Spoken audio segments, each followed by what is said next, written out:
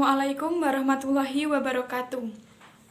Saya Mardianti Nugrahaningrum, NPM 1803050067 dari kelas 4B. Nah, pada kesempatan kali ini saya akan menjelaskan mengenai konsep rencana pelaksanaan pembelajaran RPP 1 lembar yang dibuat secara infografis. Ini dia RPP-nya. RPP 1 lembar termasuk bagian dari Permendikbud nomor 14 tahun 2019 tentang penyederhanaan RPP 4 poin. Nah, dengan adanya RPP 1 lembar ini, maka dapat mengurangi beban guru sebagai beban administrasinya, karena RPP kurikulum 13 ini sangat spesifik dalam hal apa yang harus dilakukan, jadi tidak perlu berlembar-lembar. Nah, hal ini menjadikan sebagai pengurangan beban administrasi bagi para guru. Selanjutnya, RPP ini juga menjadi sebuah praktek pembelajaran yang dilakukan guru sebagai pedomannya. Nah, dan juga RPP 1 lembar ini dapat menjadikan sebuah RPP yang nantinya akan efektif dan efisien. Efektif dalam artian tidak membutuhkan waktu yang lama ketika membuat, kemudian efisien itu nanti dapat diterapkan dengan baik. Jadi nanti proses pembelajarannya itu diharapkan berjalan dengan baik begitu.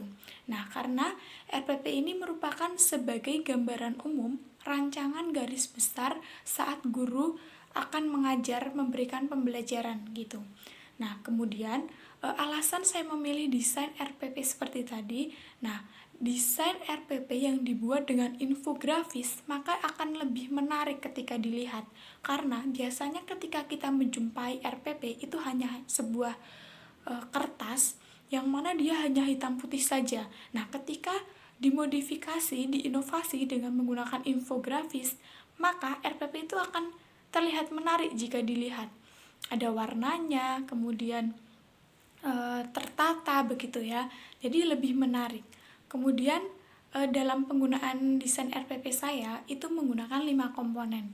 Nah, komponen yang dihilangkan dari RPP yang berlembar-lembar itu ada standar kompetensi, kemudian kompetensi dasar, kompetensi inti, alokasi waktu. Nah, itu dikarenakan itu akan membuat RPP jadi tidak terlihat menarik dan tidak terlihat pada intinya begitu.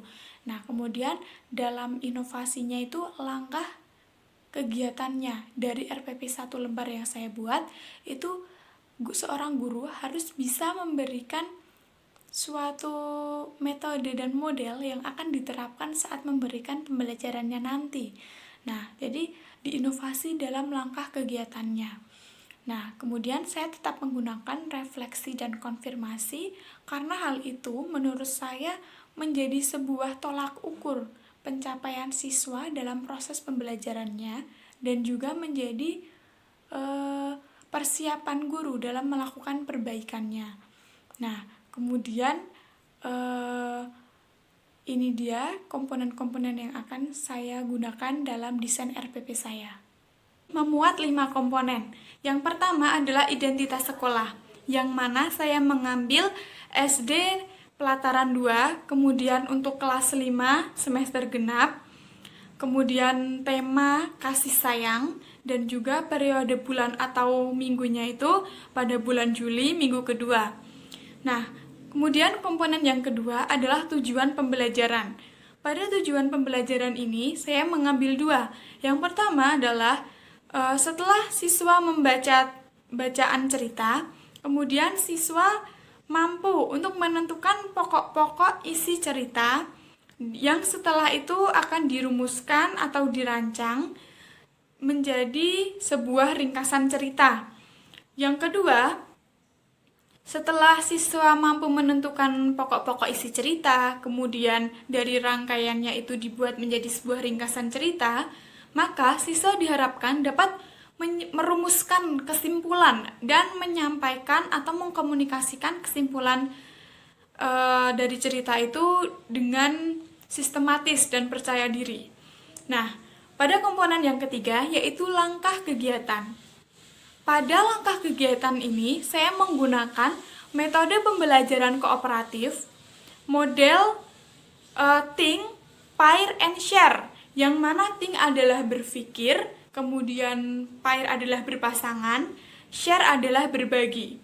Nah, model ini, think, pair, dan share merupakan jenis pembelajaran kooperatif yang dirancang untuk mempengaruhi pola interaksi siswa, begitu. Nah, yang pertama adalah guru membagikan teks bacaan cerita dan siswa diminta untuk membaca dan mengamati. Kemudian, yang kedua, ketika siswa selesai membaca cerita, maka siswa diharapkan dapat menentukan pokok isi cerita yang kemudian akan dirumuskan atau dirancang menjadi sebuah ringkasan cerita. Setelah itu, guru akan memberikan pertanyaan kepada siswa, kemudian siswa diberi waktu 4-5 menit untuk berpikir sendiri mengenai jawabannya apa. Nah, pada bagian ini merupakan proses dari thinking, berpikir gitu. Ketika guru memberikan pertanyaan, kemudian siswa diberikan kesempatan untuk memikirkan jawabannya, diberikan kesempatan untuk berpikir. Nah, itu merupakan bagian dari thinking. Nah, kemudian masuk pada bagian pairing, itu merupakan berpasangan. Jadi dalam hal ini, dalam kegiatan ini, siswa akan berkelompok namun berpasangan, 2 orang saja.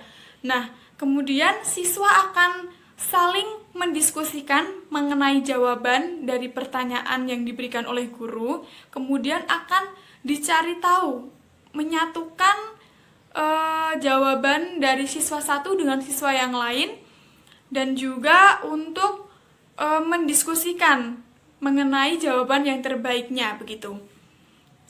Selain itu, siswa juga diminta untuk merumuskan kesimpulan dan membuat kesimpulan secara berkelompok. Itu merupakan bagian dari pairing tadi ya.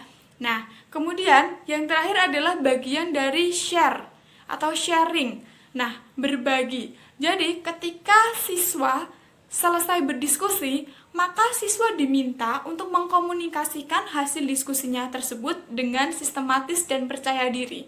Nah, ketika siswa mengkomunikasikan, maka itu akan terjadi proses sharing begitu. Jadi siswa satu dengan yang lain itu bisa saling bertanya, kemudian saling menanggapi. Nah, itu merupakan proses dari sharing.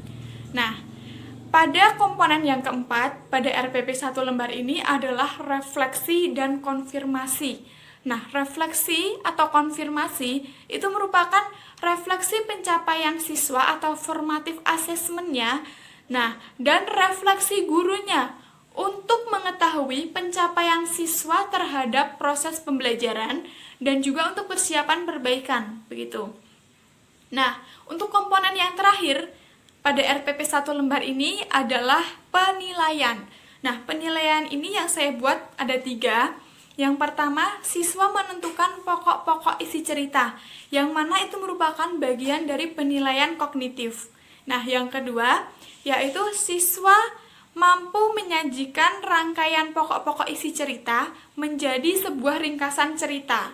Nah, itu merupakan bagian penilaian psikomotorik. Dan yang terakhir adalah siswa mampu mengkomunikasikan mengenai kesimpulannya yang disampaikan dengan sistematis dan percaya diri. Nah, itu merupakan bagian dari penilaian afektifnya. Begitu. Nah, itu dia rancangan yang saya buat untuk rencana pelaksanaan pembelajaran 1 lembar. Semoga dapat bermanfaat. Wassalamualaikum warahmatullahi wabarakatuh.